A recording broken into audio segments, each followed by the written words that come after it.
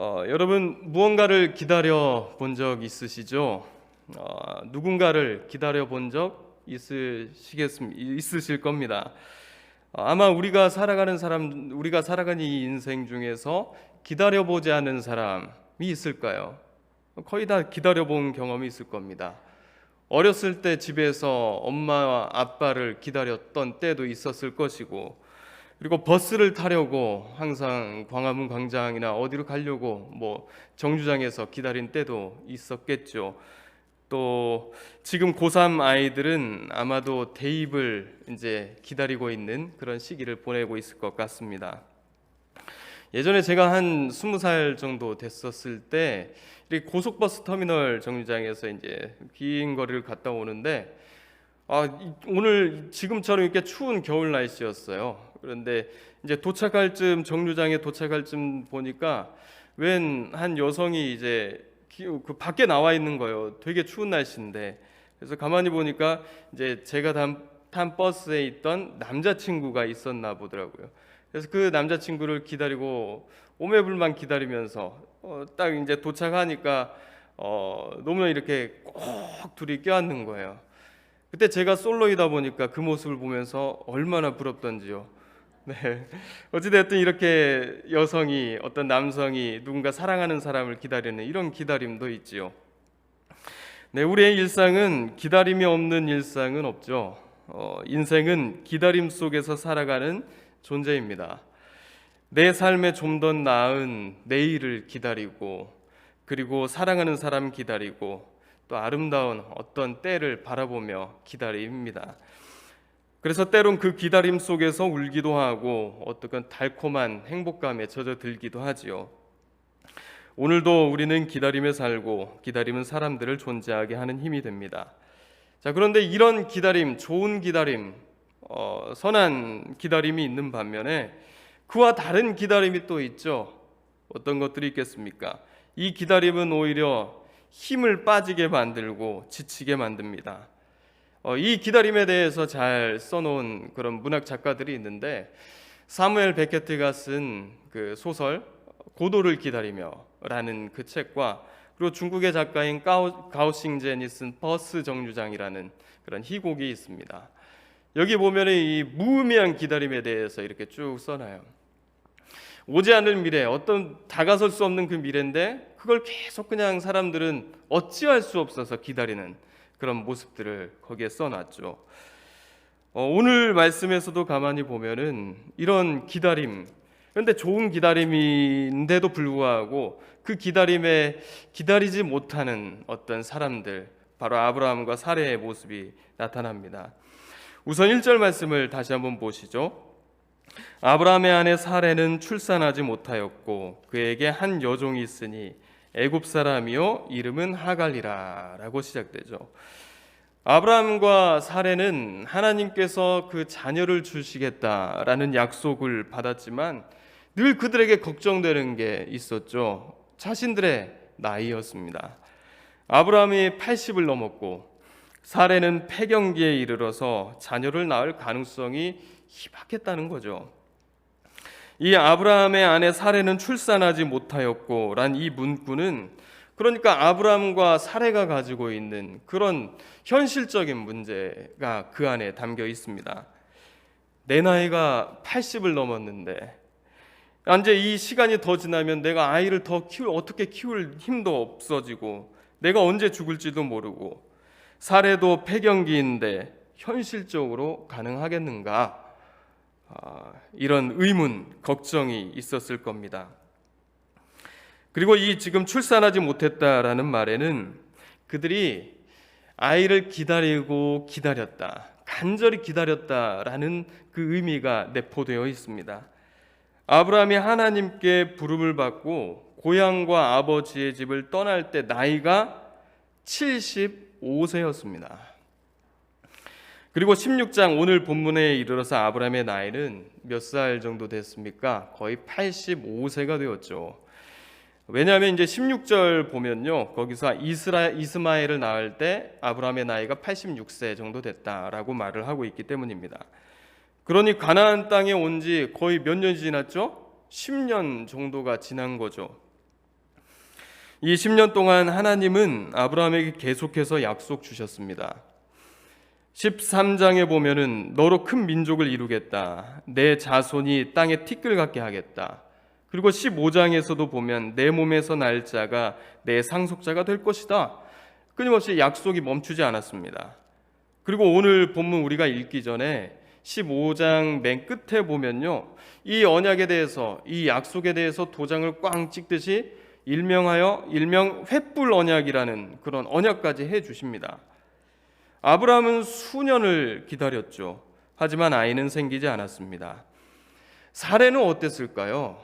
우리가 지금 아이를 낳기를 원하는 그런 가정에서 낳지 못했을 때 얼마나 그 기다림이 간절합니까? 사례도 마찬가지였을 거예요.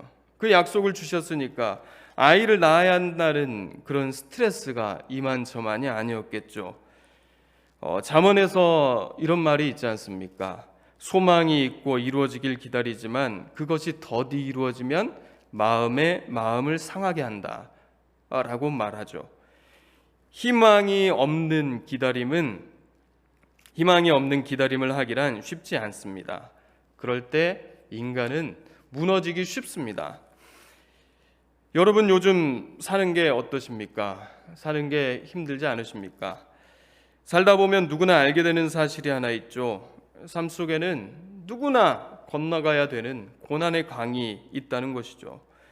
기쁨의 순간은 여름철 장마처럼, 여름철 소나기처럼 잠깐이고 슬픔과 고통만이 지속되는 것 같이 느껴질 때가 많습니다. 그래서 신앙을 갖는 것이 아닐까요? 어떤 사람은 예수님을 믿으면 모든 문제가 술술 풀릴 거라고 얘기를 합니다. 예수님을 믿으면 만사형통할 것이라고 하면서 예수님을 믿을 것을 권면하죠. 네, 그 말도 맞습니다. 그러나 모든 사람이 다 그와 같지는 않죠. 그래서 필립 얀시는 이처럼 믿음을 갖고 사는 사람들에게 느끼게 되는 공통된 마음을 한 권의 책으로 표현했습니다. 하나님, 당신께 실망했습니다. 여러분, 우리가 믿음으로 산다는 것은 무엇일까요? 믿음을 갖고 살아가면 인생에서 어떤 유익을 얻을 수가 있을까요?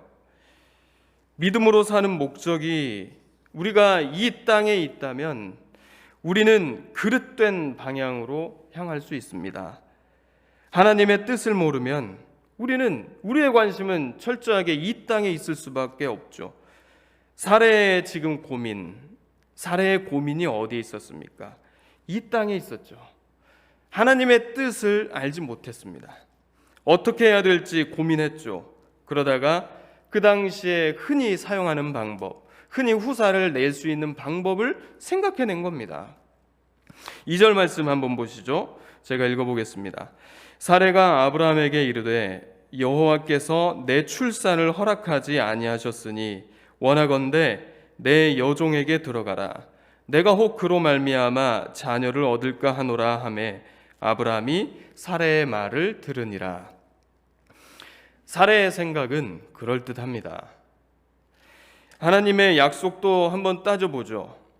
내가 내 몸에서 날 자가 내 상속자가 되리라 라고 말씀하셨지, 아브라함에게 말씀하셨지 반드시 사레에게서 날 것이라고 말씀하셨습니까?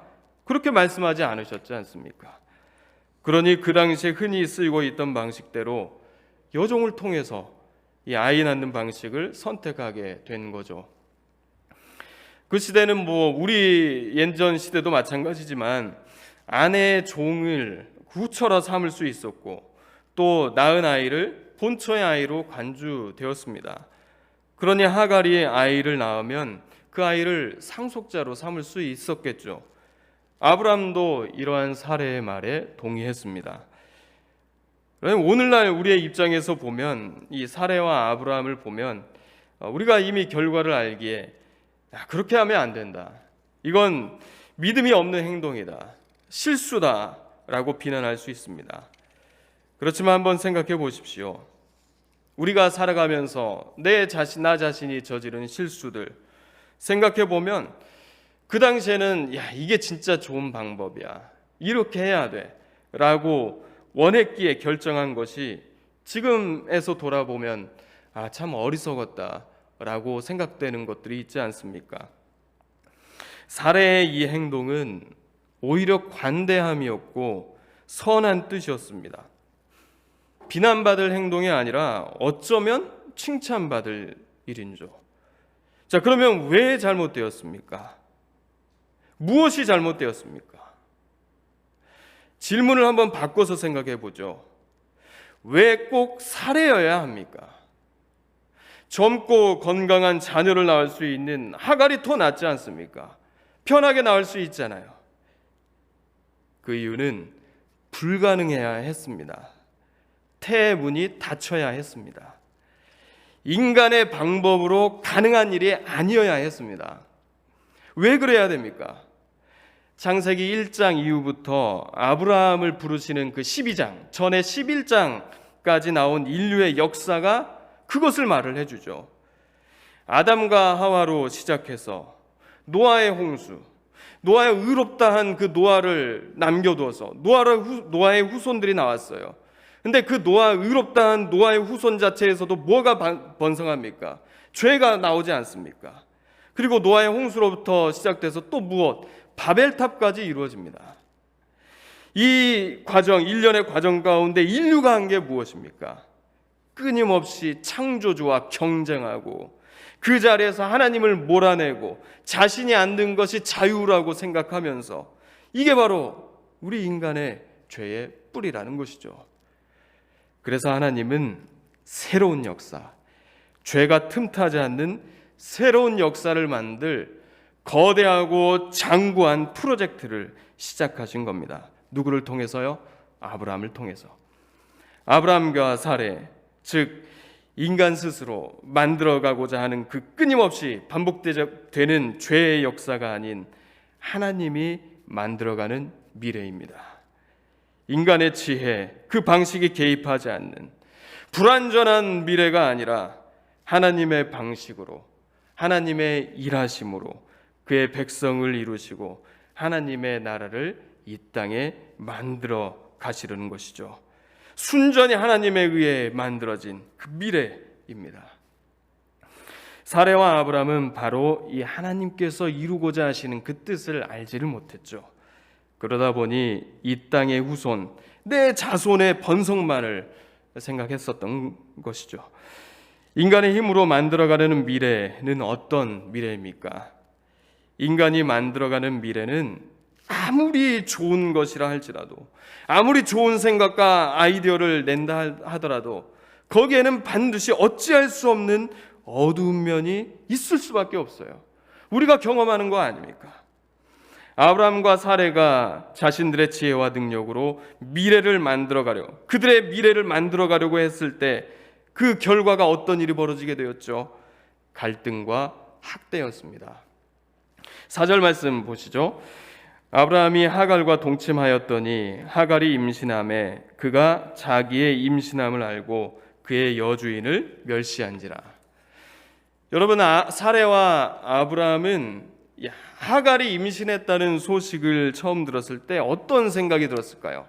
한번 내가 아브라함이 됐고 사레가 되었다 생각해 보십시오. 어떤 마음이 들었을까요? 드디어 우리의 유산을 상속할 자녀가 태어나게 되었구나. 후대를 기를 수 있게 되었구나. 내 생각이 좋았어. 내 아이디어가 괜찮았어. 속으로 그렇게 생각했겠죠. 그러나 뒤에 보십시오. 어떻게 말을 합니까? 하갈이 자기의 임신함을 알고 그의 여주인을 멸시한지라. 하갈이 임신하게 되자 변했습니다. 사례를 얕잡아 봤습니다. 여주인을 하찮게 여긴 거죠. 여러분, 이거는 어쩌면 당연할 수밖에 없는 일입니다. 우리도 잘 알듯이 고대나 중세 예전의 시대에 아이를 낳지 못하면 얼마나 하대했습니까? 제가 신방하면서 예전에 나이 이제 있으신 어르신들 얘기를 들어보면 그때 남자아이, 특별히 그 남자아이 낳지 못했다고 얼마나 시어머니한테 구박을 당했다는 소리를 많이 들었는지 모릅니다. 우리 시대 때만 그래도 그랬는데 이 시대에 어땠겠습니까? 하갈이 봤을 때 너는 여주인은 아이를 낳지 못하는 사람, 나는 아이를 낳는 사람.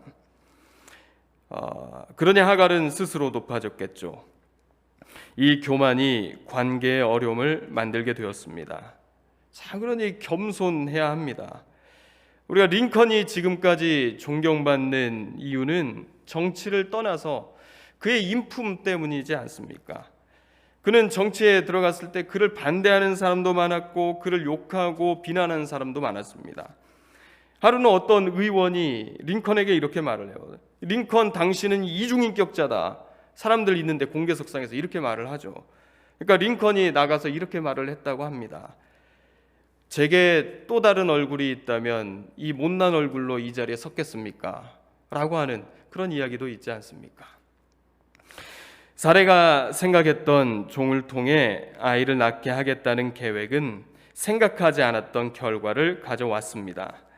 그토록 원했던 후사를 임신한 것이 그들에게 기쁨이 되는 것이 아니라 긴장과 갈등을 만들었습니다.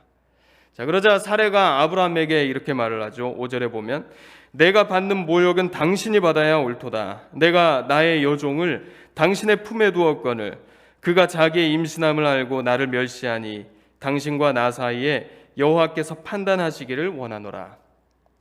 그러자 아브라함이 뭐라고 말합니까? 6절에서 당신의 여종은 당신의 수중에 있으니 당신의 눈에 좋을 대로 그에게 행하라. 이걸 계획한 것은 당신이지 않습니까? 당신이 계획한 것이고 나는 따랐을 뿐이요. 그러니 당신이 원하는 대로 하시오 라는 말과 비슷합니다. 좀 책임지지 않으려는 이 아브라함의 모습이죠. 여기서 이 아담과 이 아브라함이 오버랩되지 않습니까? 아담이 뭐라고 말을 했죠? 당신이 주신 여자를 통해서 내가 그 열매를 먹게 되었습니다. 내 책임이 아닙니다. 하나님 당신 책임이죠. 라고 말을 했던 책임지지 않으려는 아브라함의 모습을 연상시킵니다. 책임지지 않는 이 아브라함, 책임지지 않게 되었을 때 이 사건이 무엇으로 발전하게 됩니까? 이제 학대가 일어나게 되죠. 학대라는 말은 그냥 쓰인 게 아닙니다. 시집살이도 힘든 건데 구체적으로 알 수 없지만 그보다 더한 일이 일어난 겁니다. 아주 혹독한 일이 일어난 건데 어쩌면 매질을 하고 또 폭력을 사용했을 수도 있습니다. 여러분 지금 한번 생각해 보십시오. 지금 누가 잘못하고 있는 거죠? 누가 악한 사람입니까? 멸시를 한 하갈입니까? 학대를 하고 있는 사례입니까?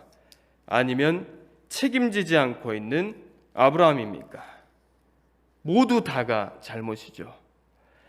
사례는 좋은 마음으로 남편 아브라함에게 자신의 종을 위해서 종을 통해 후사를 갖자고 너그러운 마음으로 시작했습니다.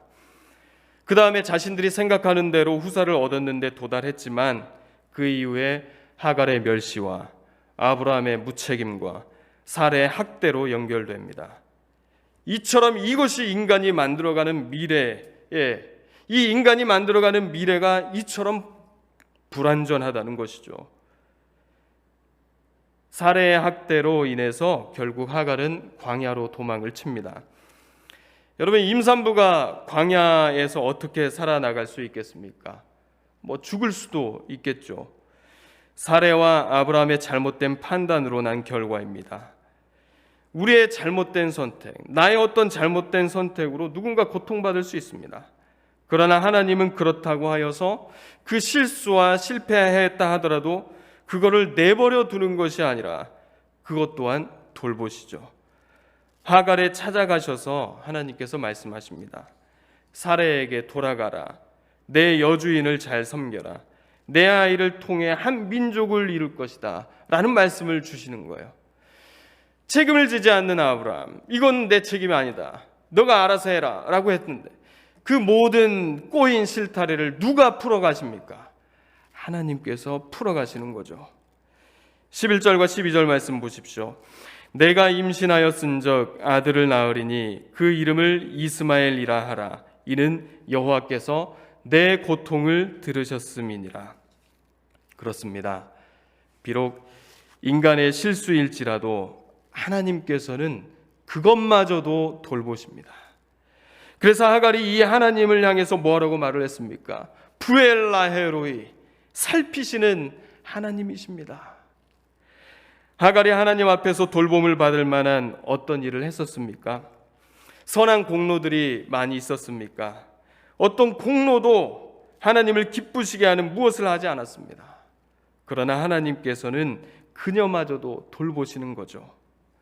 하나님께서 우리들을 돌보시는 이유가 무엇입니까? 바로 이와 같습니다. 인간적인 어떤 조건을 따지면 하나님께서 우리를 귀하게 대하실 이유가 없습니다. 세상적으로 보면 우리보다 능력 있고 월등한 사람들이 얼마나 많습니까? 그렇다고 우리가 이스라엘 백성들처럼 선택받은 민족입니까? 따지고 보면 핏줄로 보면 이방인에 불과하지 않습니까? 그런데도 하나님께서는 우리 믿는 자들을 돌보시고 우리를 살피시는 이유가 무엇일까요? 바로 우리 안에 하나님의 언약의 후사인 예수 그리스도께서 계시기 때문입니다. 언약의 참된 후사가 되신 예수 그리스도께서 우리 안에 거하사 주님께서 우리를 살피시고 우리의 형편을 머리끝부터 발끝까지 살피시는 거죠. 우리는 내 미래, 나의 미래를 만들어가고자 합니다.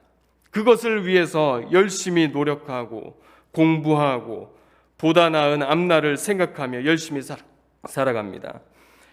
그런데 때로는 내가 꿈꿔왔던 것과 다르고 노력해왔던 것과 다른 결과를 가져올 때가 있다는 거죠.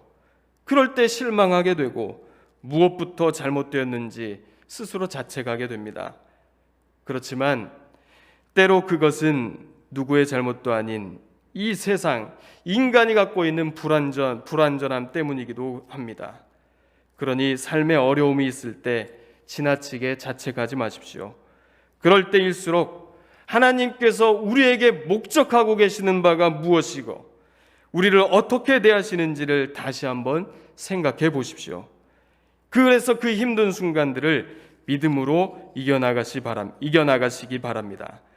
아브라함과 사라의 실수마저도 돌보시고 그 실패를 통해서도 선함으로 인도하시는 하나님을 신뢰하며 주님께서는 모든 것을 합력하여 선을 이루시는다는 그 약속의 말씀을 붙잡고 하루하루를 살아가십시오. 그리고 약간 내가 뭔가 마음에 하나님께서 서둘러서 이 일을 이루길 원하신다 그런 마음이 들 때는 잠깐 멈추고 하나님께 기도의 자리로 나아가 보십시오. 여러분, 믿음은 기다리는 것입니다. 하나님의 뜻이 하늘에서와 같이 이 땅에서도 이루어지길 기다리는 것이 믿음이죠. 세상은 우리에게 끊임없이 속삭입니다. 그런다고 바뀔 것 같아? 내가 그렇게 믿는다고 해서 뭐가 나아질 것 같아? 라고 말을 합니다. 우리나라가 일제 침략을 받아서 1910년도에 한일 합병이 되었죠. 그 이후에 이제 약 한 30년간 일본의 지배를 받았습니다. 이건 공식적으로 주권을 빼앗겼을 때 30년이고 명성황후가 시해당한 때부터 하면은 거의 한 40-50년 됩니다. 초기에 많은 사람들이 우리나라의 독립을 위해서 운동을 했죠. 그런데 나중에 보면 독립운동을 했었던 사람들 중 일부가 친일로 전향한 변절한 사람들이 있습니다. 좀 논란이 있긴 하지만 이화여대 총장이었던 김환란 박사가 그렇습니다.